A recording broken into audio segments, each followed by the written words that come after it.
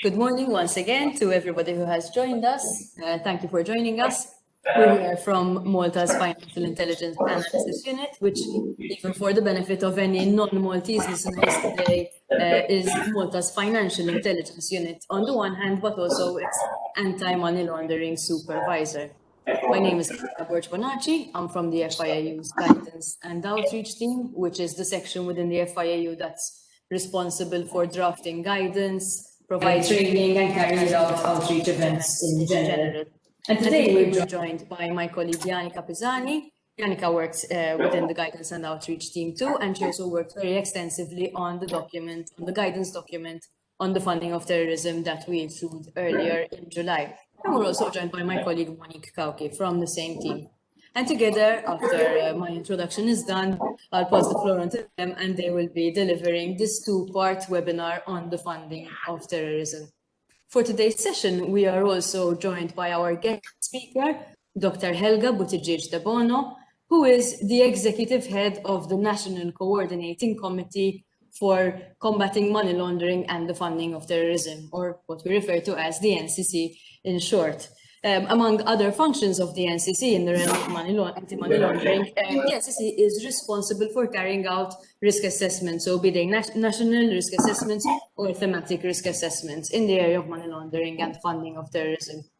Now, one such risk assessment was on Malta's exposure to the funding of terrorism, and so Dr. Helga will be sharing some key findings from that assessment, which we also highlighted in our document. So thank you for joining us, Helga.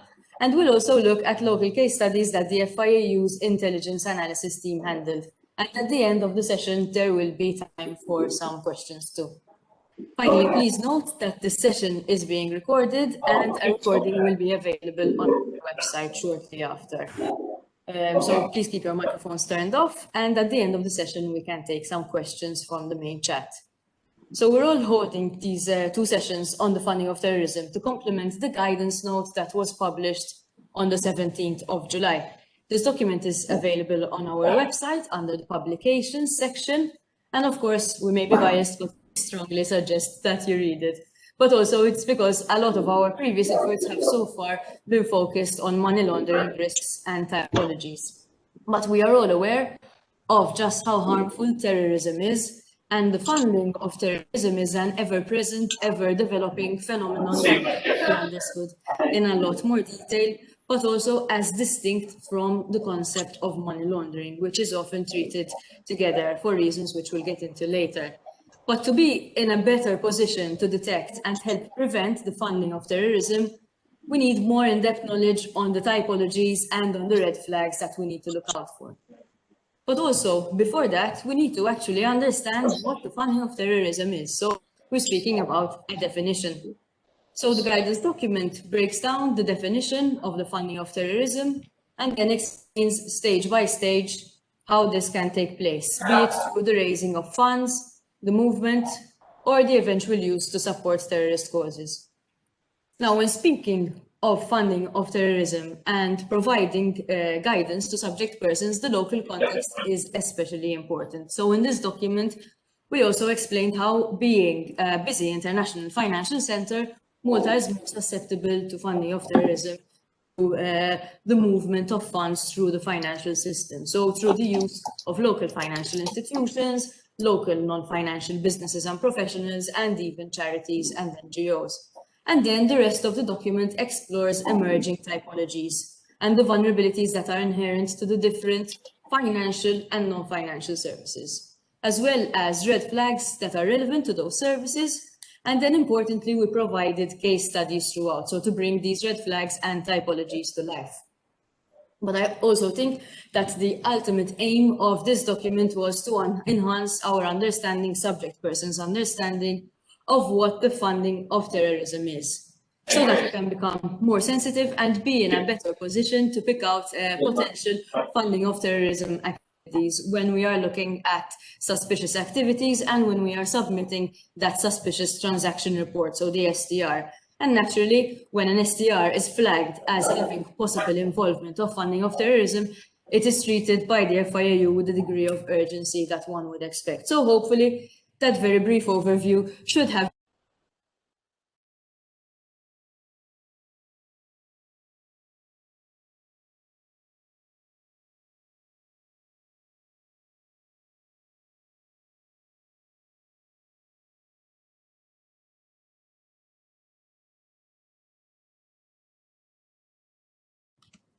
Clara, I believe you are muted. Thanks for that.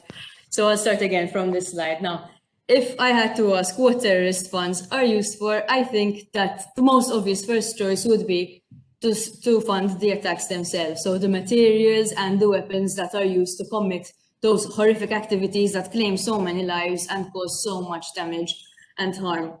But the concept of funding of terrorism covers a lot more than that. So much like a business, much like any other business, a terrorist network or a terrorist organization, regardless of the size, but naturally the larger the size, the larger the expenses, they need to have continuous flow of funds to support the operations and the infrastructure and the network. So for instance, the organization needs to create ongoing propaganda to gather support for its cause, to mobilize supporters and to find new recruits.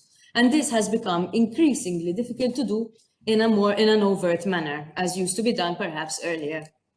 In January 2018, the FATF issued a report on the financing of recruitment for terrorist purposes, where it highlighted some of the main funding needs associated solely with recruitment. So the costs that are associated solely with recruiting people to commit to the cause.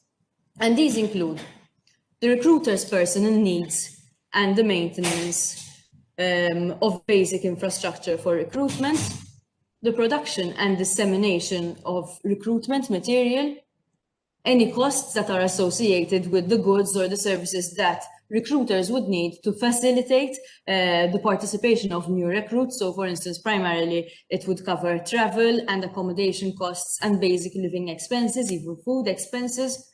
And then interestingly, funds are also used to cover the costs of financial incentives that are either provided to the recruits themselves or as promised to their family members, so to financially assist their family members or to hire experts in different fields to assist them.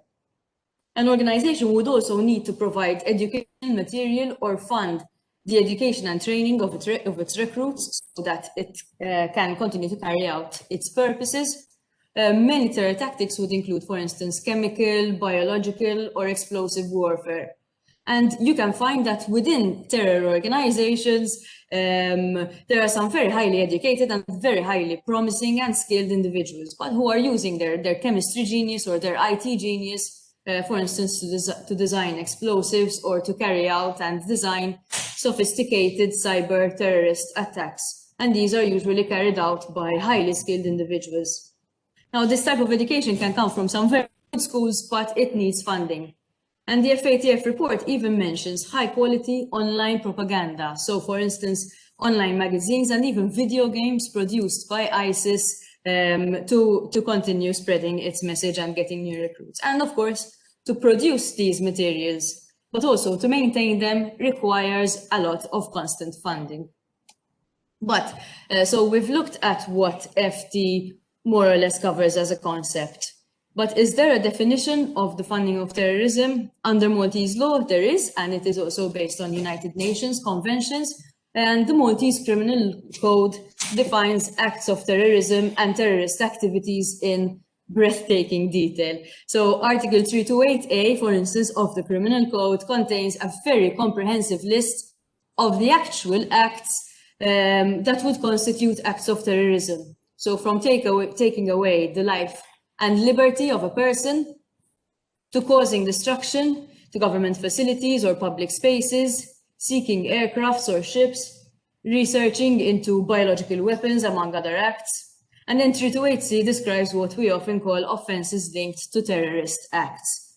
And the less obvious, the less explicit activities, which in and of themselves, most of the time are not criminal per se, but because of the nature and the context within which they are being provided and given, they are criminal offenses. So for instance, propaganda, recruitment, inciting terrorist attacks, training or instructing, traveling or financing travel, or even merely organizing travel for that purposes or facilitating travel organization. Now, the definition of funding of terrorism then is this wall of text that you have in front of you. So in a nutshell, though, it includes those processes, so be they receiving or asking persons to provide funds to support terrorist activities. Now, I could give you a minute to read this, but I would much rather categorize it. So I've broken it down into the actions, intentions, and purposes. So I've broken down what the law says about the funding of terrorism. And in terms of the act itself, funding of terrorism includes collecting money or property, receiving money or property, providing money, or else inviting other persons to do any of this, or in any other way providing finance. And then this would be captured as an offense in terms of intention if you either intend it to be used, so you know what it will be used for, or else you don't know or are willfully ignorant about it, but there is or there should have been a reasonable cause to suspect that it is going to be used for those purposes. And for what purposes? So the law says for the purposes of the terrorist activity, so what we mentioned earlier, but also or to contribute to those activities, whether they are in and of themselves criminal or otherwise. So knowing that it will contribute towards those activities. So this would capture any finance that supports offenses linked to terrorist acts. And I'm going to go back to these as a summary and as a reminder that the funding of terrorism is just about funding terrorist attacks themselves, but funding all the infrastructure and support that is needed to run a terrorist organization in the same way that one would run a business. So it includes recruitment, training, travel, and day-to-day expenses. So that was an overview of what terrorist funds are used for to help you understand how and the different ways in which the funds that are raised, gathered, donated, and moved around can be used to further terrorist causes. Now, Janika is going to run us through the key differences between money laundering and the funding of terrorism. And this is especially important, seeing as we use the same legal frameworks and the same preventive methods to control and suppress two very different activities. And after that, she will also explain how the funding of terrorism takes place. So thank you for this overview, and I'll now pass on the microphone and camera to my colleague Janika, and you're in good hands. Wonderful, thanks a lot for that, Clara. Okay, so Malta as a financial centre is equally vulnerable to attempts of abuse, both by money launderers and also terrorist financiers. So for this reason, we dedicated this presentation to speak about the differences between money laundering and the funding of terrorism. However, I wanted to start off by first highlighting the common elements between the two, since this is crucial for you as subject persons to be in a position to identify suspicious activity and to be able to pick up on whether such suspicious behavior is in fact indicative of money laundering or else the funding of terrorism.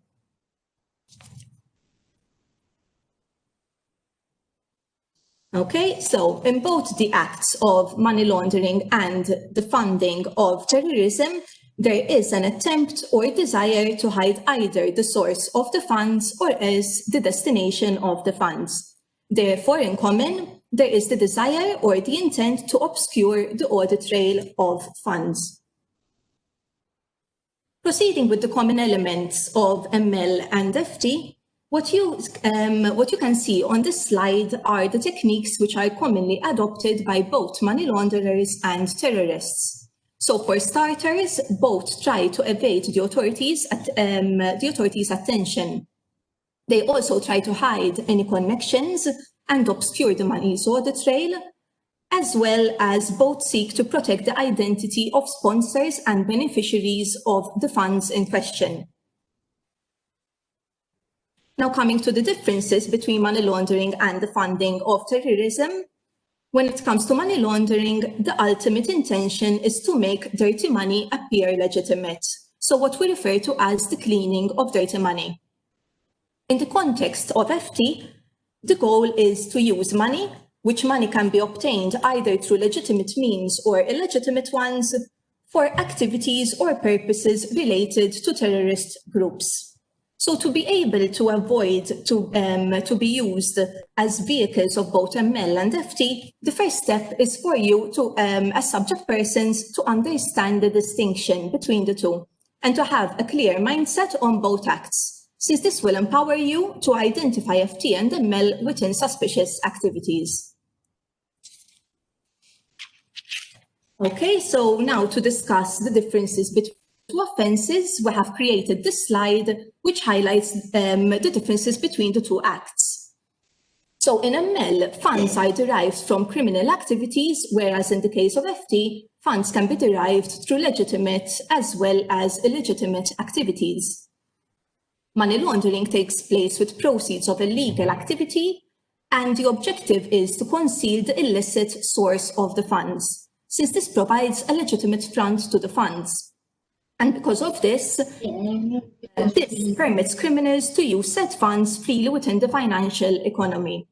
On the other hand, when it comes to the funding of terrorism, the concealment of funds is designed primarily to hide the identity of terrorists or the purpose for which these funds are used. Now, we're aware that the funds related to money laundering may be less difficult to detect in comparison to the funds involved in the funding of terrorism, given that, amongst others, the source of funds could be legitimate, and also because small sums of funds may be involved, as opposed to money laundering, wherein usually larger lump sums may be used. Okay, so now I'll be moving on to how the funding of terrorism actually takes place. Here, funds may be obtained by terrorists and terrorist organizations through either legitimate activities, such as, for example, legitimate businesses and charitable contributions, as well as donations. There is also the misuse of illicit activities, for example, the misuse of loans, which would have been obtained in a legitimate manner or through legitimate credit institutions, for example, and also illicit activities, such as through social insurance fraud, counterfeit goods, theft, drug dealing, human trafficking, credit card fraud, and also cybercrime. It is important for subject persons to note that the funding of terrorism may take place across 3 established stages. The first stage is, in fact, the raising of funds. Now, this refers to the main source or activities that terrorists rely on to obtain funding, and which sources may be either legitimate, such as, for example, through charitable contributions or as business earnings, and also through legitimate sources, which, for example, could be drug trafficking or as through fuel smuggling. The second stage involves the movement of funds. This refers to the main channels that are most prone or subject to misuse by terrorists to move funds intentionally, and a number of subject persons could actually be misused in this particular stage of FT, so we'll bring your awareness to this. And finally, in the actual use of funds. This refers to the location where the terrorist funds are used, either for the terror act itself, in preparation for the terror act, for example, funds used for propaganda, training, or as the purchase of airline tickets, or as in any other legitimate activity of terrorist or terror groups. For example, the use of using funds for living expenses. Okay, so that brings me to the end of my first presentation today. As Clara mentioned earlier, we're joined today by the Executive Head of the NCC, Dr. Helga Buttigieg Bono, who will now provide us with an update on the National Risk Assessment of the Funding of Terrorism, which was carried out last year. Over to you, Helga. Thank you very much, Dr. Pisani. Some time to stop screen sharing. Thank you. Okay. Thank you very much. Can you hear me? Okay.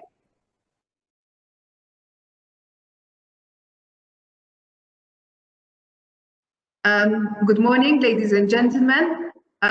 First of all, I would like to thank the FIAU for inviting me to deliver a presentation regarding what is being done on an initial basis to identify our risks and how they are being mitigated. I believe that these sessions should be highly commended as they enable outreach to both the public and the private sectors. Apologies, I am going to repeat something that has already been done in my presentation, but I think they are extremely important. So basically, the National Coordinating Committee on Combating Money Laundering and the Funding of Terrorism. For those who are as yet unfamiliar with this committee, this was established way back in 2018 under the auspices of the Ministry of Finance and Financial Services. The need of this committee was highlighted in the upgraded National Risk Assessment, which was conducted way back by the Government of Malta. It was emphasized in this NRA that there was a lack of coordination between the competent authorities to combat these illicit crimes. Today, the NCC, together with the Secretariat, which I am currently heading, has now been functioning over 2 years, and it is mainly responsible for a national coordinating strategy and its implementation.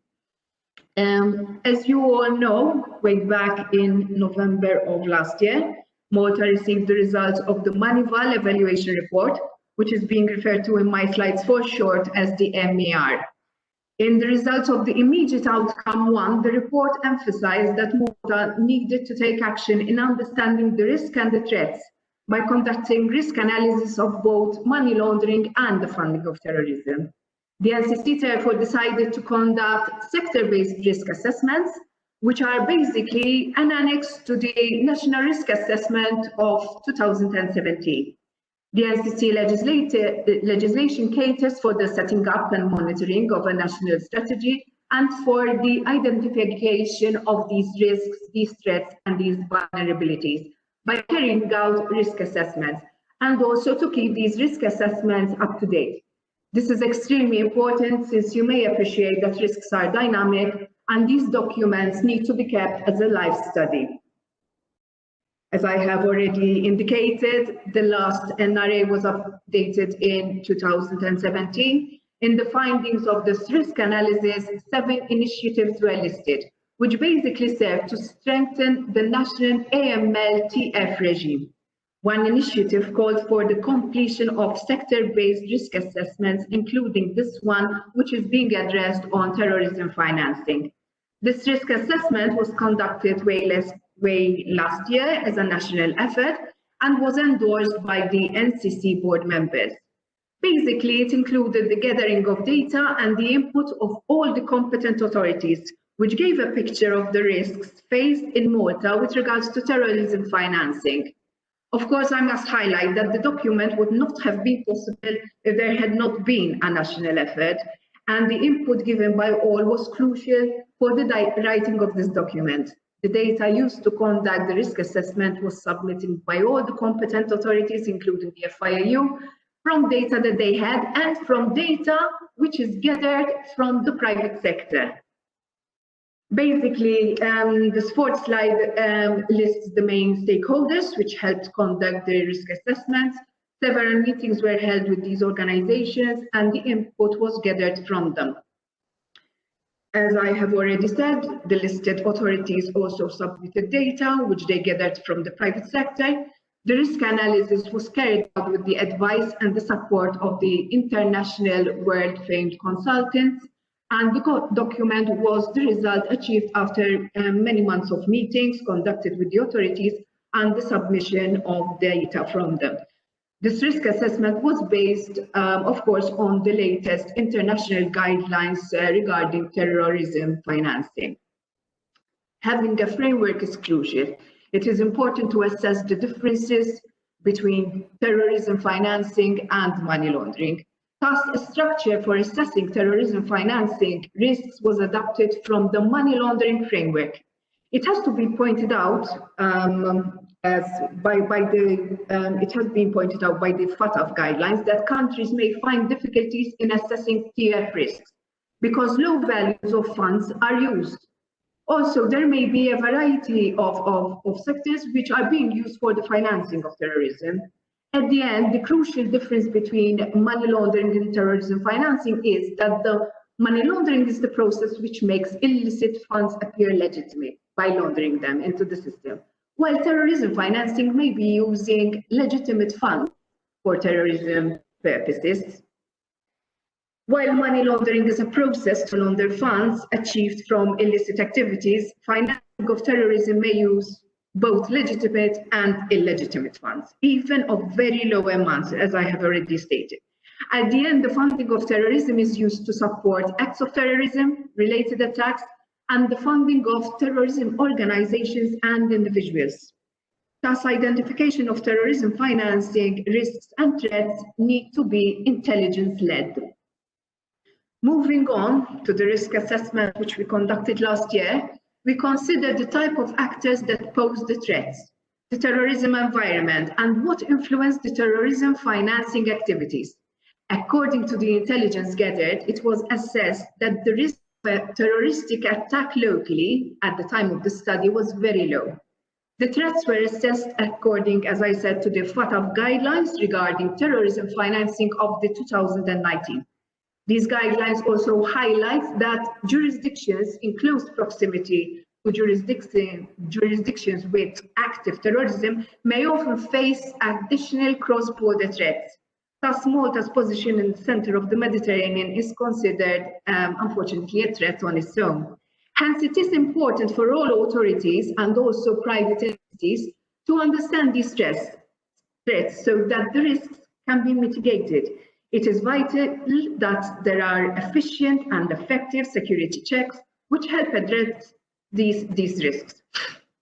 The sectoral-based risk assessment on terrorism financing considered Malta's inherent vulnerabilities, which included, as already stated, the raising, the movement, and the usage of funds. This focused mainly on the exposure to terrorism financing and not on the mitigation of the risks through the controls.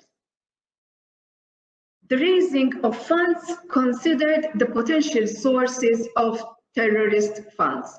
The vulnerability is related to Malta's infrastructure, which may be used as a transit destination for illicit activities originating from overseas. As I have already mentioned, funds may be raised through a variety of sources, both legitimate and illegitimate. So the study concluded that Malta had a medium level of inherent vulnerability. As regards illicit sources, which are used for terrorism funding, these basically originate from smuggling and drug trafficking, and this basically is linked to the inherent vulnerability that Malta may be used as a transit destination in illicit activities originating from overseas. Both local and foreign crime groups tend to use drug trafficking, fuel smugglings, and such to raise these funds. As regards other funds originating from illicit activities, such as, for example, fraud, these were considered to be unlikely linked to the funding of terrorism. As regards the legitimate sources of funds, these consider funds which are generated from legitimate activities, such as fundraising, through voluntary organizations or legitimate business activities, but are then used to fund terroristic activities. Finally, the movement of funds consider the potential channels which may be abused to move this funding. Here, Malta scored a medium-high level of inherent vulnerability.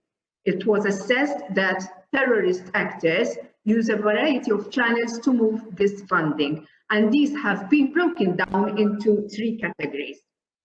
So we have the first category, considers the flow-through. This considers when the jurisdiction is used as a transmit country for moving funds, which are intended for usage in foreign jurisdictions. The institution used may be credit institutions. Here, the exposure is weighed by the size of the sector and the number of customers from high-risk jurisdictions. Other institutions include payment institutions, e-money institutions, and such value transfer mechanisms. The exposure here is driven by the level and the nature of the money remittance activity and the nature of the source and also the destination. Movement of funds may also happen through couriers or cash transfer mechanisms, and this is especially driven by the high use of cash in Malta. As regards emerging payment technology, exposure is driven by the scale and the expected growth in the future of these technologies. The second category is the service providers. This relates to service providers which provide administrative and other services to parties or groups supporting terrorism. As regards DNFBPs, exposures may be linked to the size of the legal and the accounting professions. and to the international nature of their clients. As regards gaming, exposure is driven by the size of the remote gaming sector. Although the remote gaming sector is significantly large in relation to the local economy, it was assessed that the likelihood of it being misused in facilitating movement of terrorist funds was unlikely. The third category then relates to abuse of philanthropic organizations, where donations may be unfortunately misused for foreign terroristic activities. Due to the high number of such organizations locally, these were assessed as being high risk. Finally, I come to the use of funds. This assessment considers whether the funds that are raised and or moved are likely to be used domestically or abroad. The risk of usage of funds locally is considered to be very low. However, the assessment showed that generated funds may be used abroad, and these are based on three factors. The first is based on Malta's exposure as an international financial center to high volumes of cross-border transactions. The second is the significant financial flows between Malta and high-risk jurisdictions. And the third factor was used to move terrorist funds. The TF risk-based assessment then comes to the part where the effectiveness of the controls to combat terrorism financing are assessed. The controls are basically based on the prevention, on the supervision, intelligence collection, investigations, prosecutions, of course, convictions, which would lead also to asset recovery. The study concluded that although there are some robust controls to combat terrorism financing, and this has developed over the years, Malta needs to further strengthen its procedures. So, 8 substantive measures to strengthen our system were identified and listed in the risk assessment. These are being addressed along with other initiatives that have been identified in the National AML CFT strategy. It was highlighted that Malta needs to strengthen and formalize its approach to terrorism financing at a national level by completing a national counter-terrorism strategy and formalizing coordination mechanisms. Another need highlighted was the review of the legal framework and whether the sanctions which we had were sufficiently dissuasive. The assessment highlighted the need for the enhancement of the understanding of risks and obligations by increased outreach to the private sector and to establish a public-private partnership on both AML and also CFT. Other initiatives include the strengthening of the AML CFT supervisory framework by investing, of course, in resources to strengthen prudential supervision and to further develop the supervisory approach of the voluntary organizations.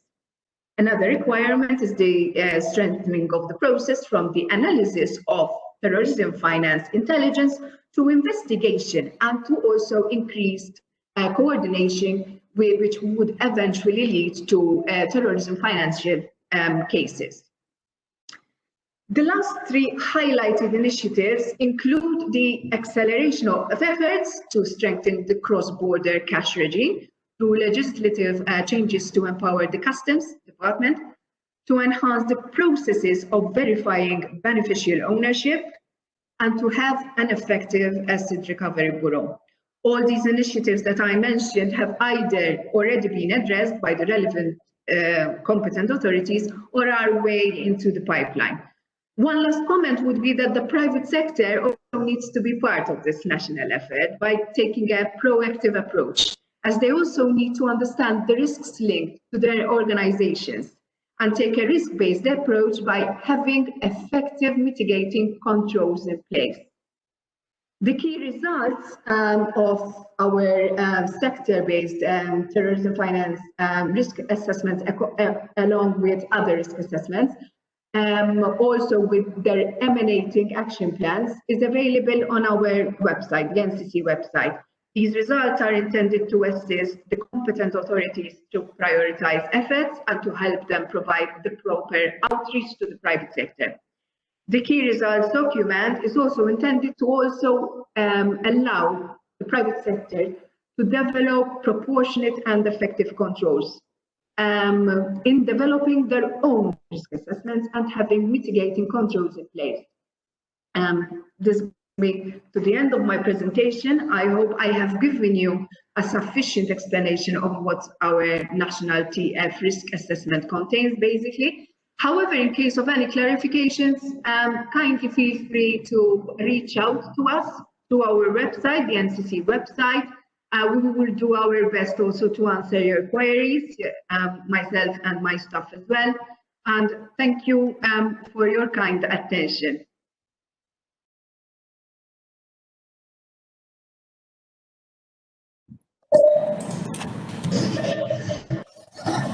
Thank you very much, Dr.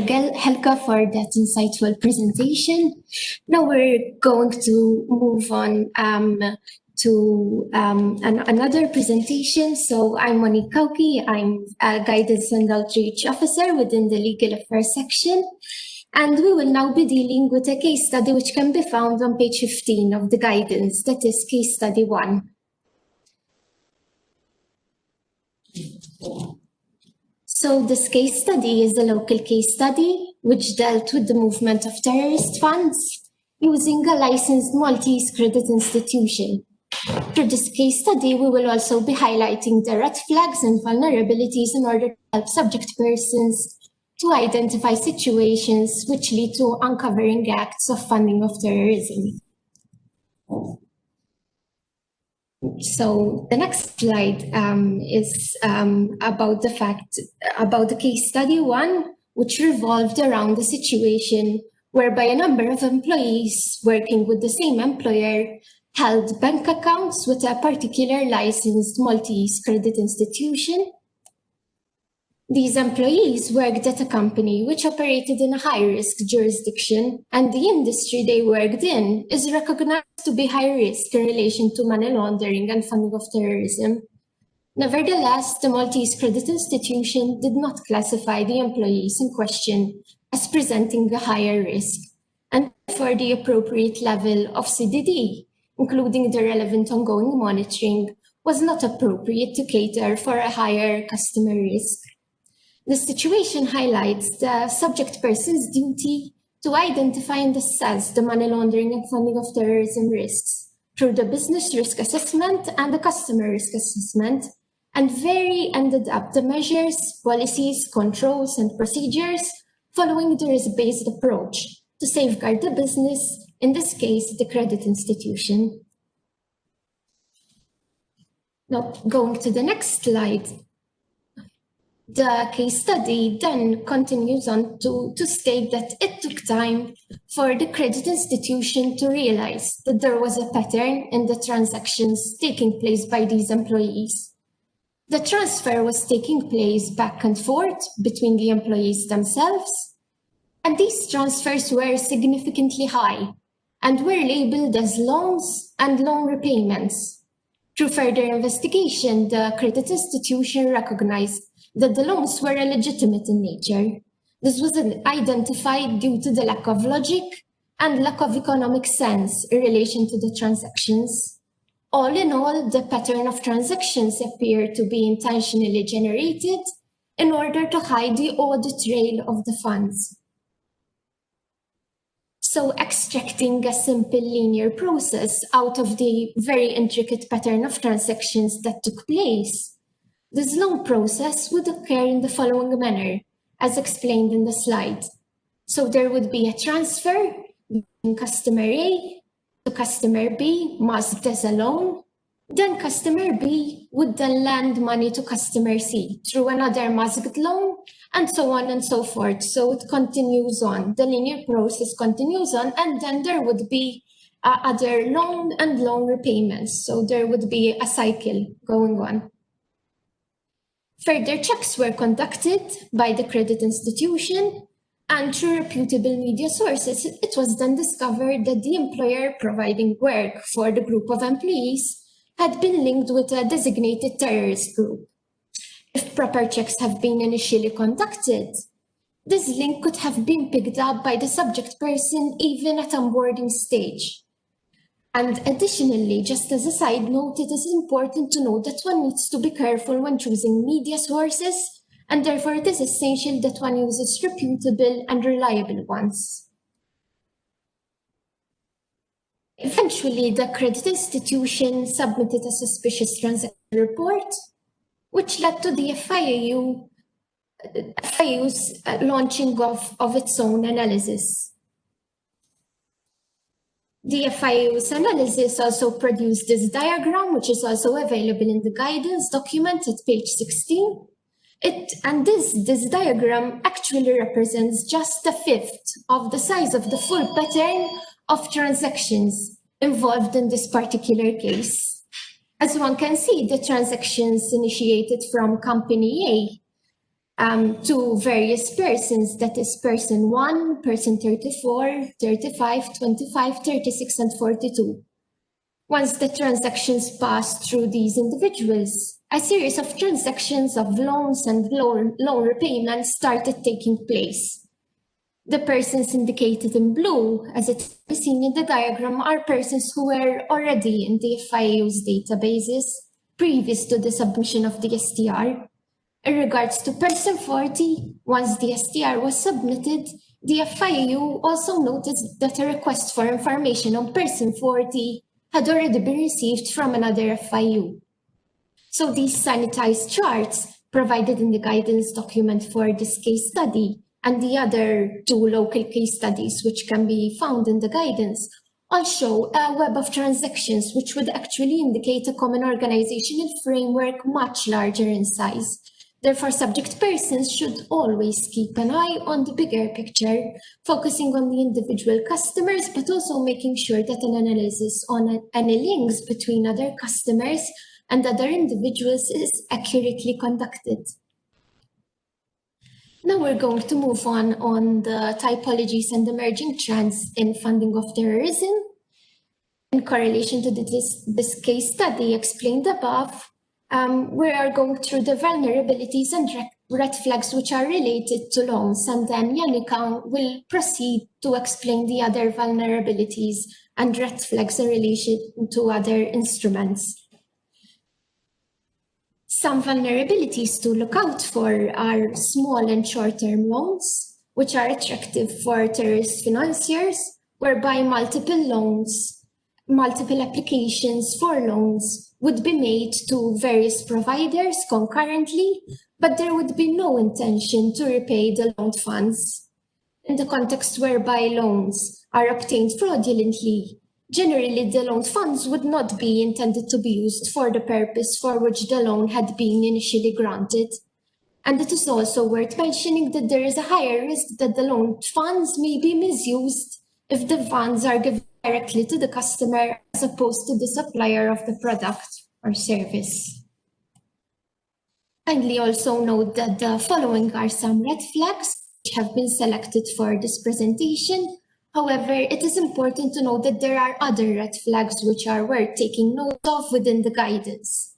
One should mention customers with low income or on social benefits who apply for loans that are not in line with their profile. So it is important to correlate with the customer profile. Another red flag which is worth mentioning is when a customer's purpose of the loan does not coincide with the information known about him or her. There might also be the circumstance whereby the customer does not make the available documentation providing evidence that the loan was used for the purpose granted for, so he wouldn't provide the documentation which is needed to provide evidence for the purpose of the loan. It is important to receive the required documentation.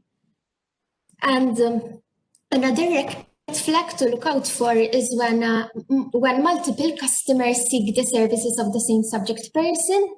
One would notice that the documentation provided by the customers would be authenticated by the same certifier, and or the customers would have similar employment status and request similar loan amounts, indicative of persons working in groups or for the same organization. Some of the factors have also appeared in case study 1 as well. And lastly, there could be the circumstance whereby the customer carries out various and/or significant cash withdrawals or purchases airline tickets straight after having been granted a loan. So thank you very much. This is the end of the presentation, and Janica will now distinctively elaborate on further typologies and emerging trends in funding of terrorism, and also examine case study 3. Thank you.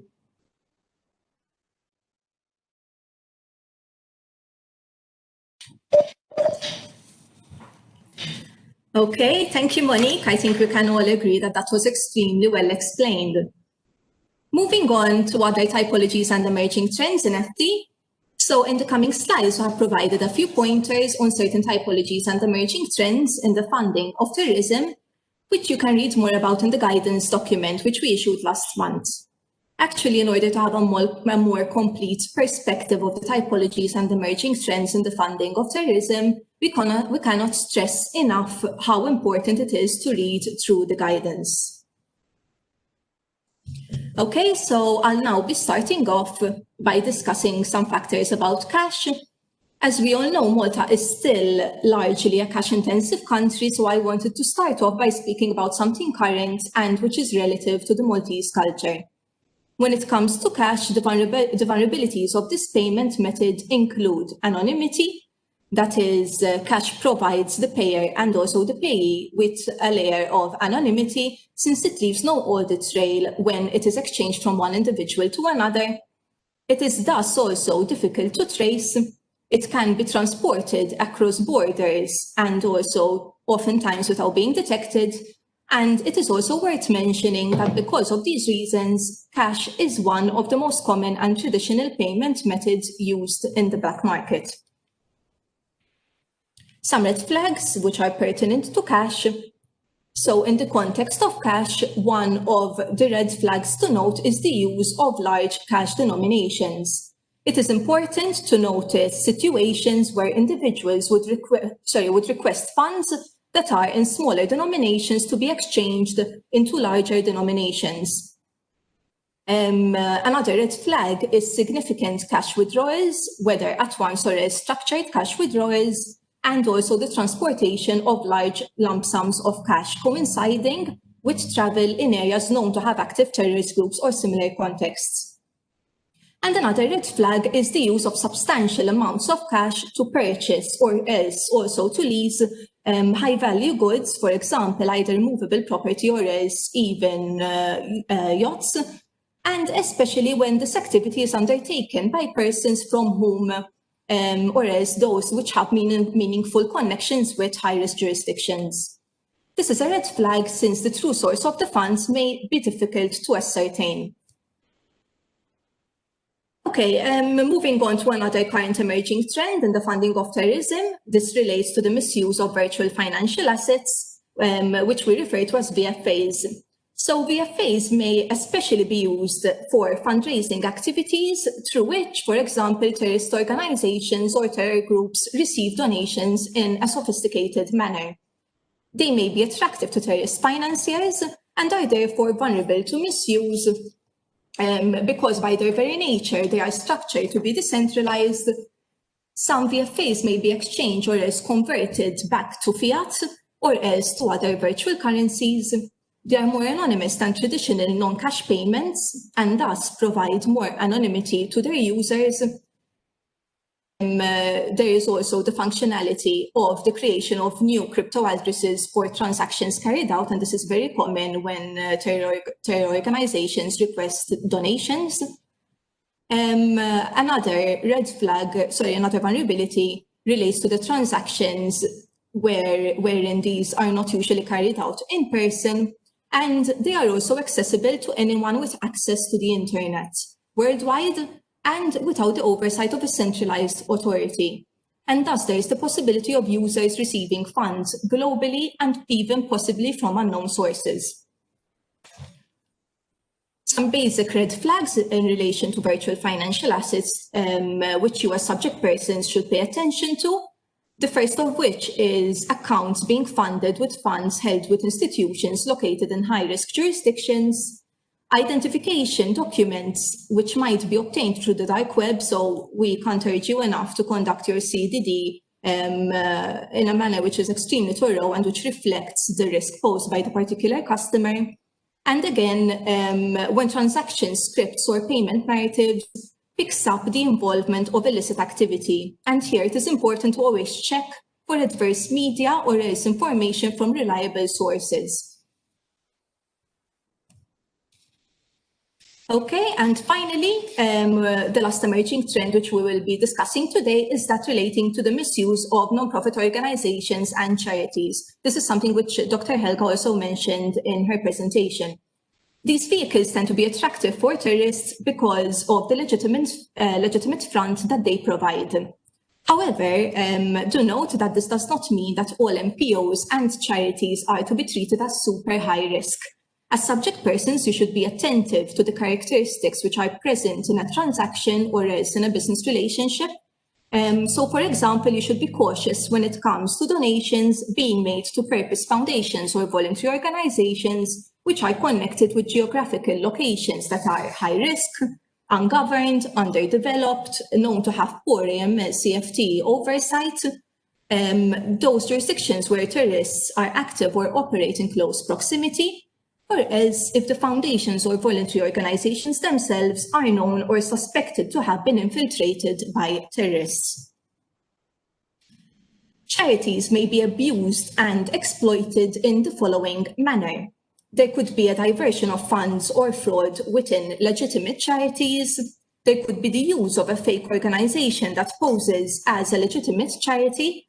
And finally, there could also be an explicit intention to raise funds for persons in a third country, which persons form part of or support terrorist organizations. Okay, some of the red flags which are related to NPOs and charities include inconsistencies which arise between the size or pattern of the financial transactions of the NPO or charity and the stated purpose or activity of the same. So you should always watch out for these. Another red flag is to look out for when the customer or else the agent regularly deposit funds in the account held by the charity, which charity is located in or else transfers funds to high-risk jurisdictions or has been identified to have possible links to FD.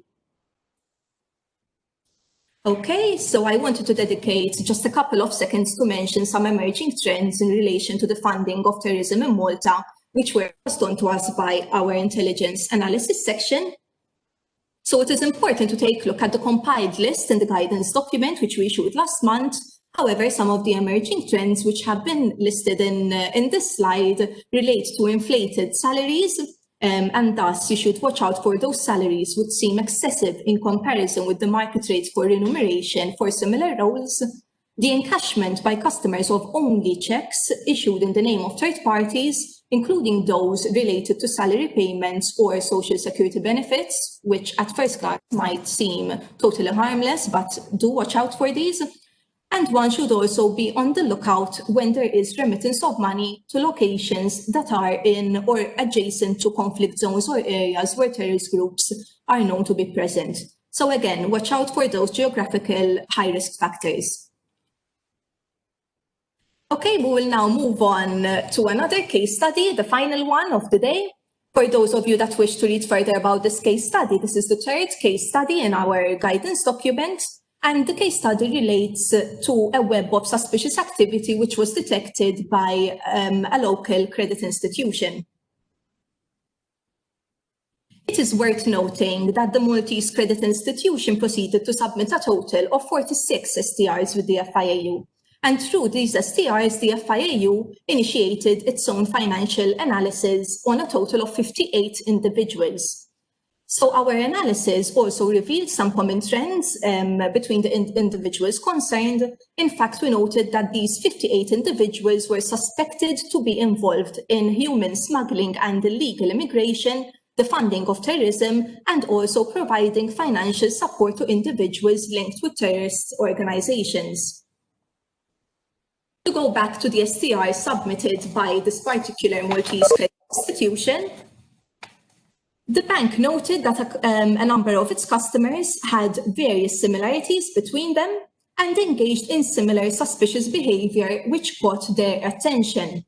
The similarities which revealed links and relationships between the individuals were the individual's employment, transactional activity, the residential addresses of the customers, and also flight ticket purchases. The customers were constantly depositing cash and considerable amounts of third-party checks with the credit institution. These same individuals conducted a number of remittances towards third parties in foreign jurisdiction, and also a high number of voice-over IP subscription purchases were also identified. Through the analysis carried out by our intelligence analysis section, it also transpired that a total of 4,418 ticket purchases were identified. 600 of these were actually purchased by the same individual, who was then arrested due to links with a recruiter of a terrorist organization and the involvement of a migrant trafficking ring. So again, the number of flight purchases by the same individual is something to definitely keep an eye out for. Okay, in this slide, I've also provided a sanitized chart, which again represents a cluster of the full web of transactions involved in this case, which is, as you can see, was definitely complex. And again, as one can see, this chart demonstrates the relationships and common links between the individuals concerned, which could indicate their involvement in a common organizational framework. Now, what is interesting about this particular case is that the subject person who reported this did so by submitting a total of 46 STRs, as previously mentioned. And this goes to show how the accounts were not only being assessed individually, and this is actually extremely important. So customers' activity should not only be looked at and assessed in an individual manner, but it is extremely important to look at accounts and transactions being sent to and from accounts held with yourselves. So it is ideal that you look at these transactions in a bird's eye perspective and analyze them collectively in this manner. Any existing links between customers which give rise to your suspicion should then be noted in the STR. Okay, so that's all from our end today. If you have any questions, now is the time to submit these in the chat if you haven't already done so. Thank you.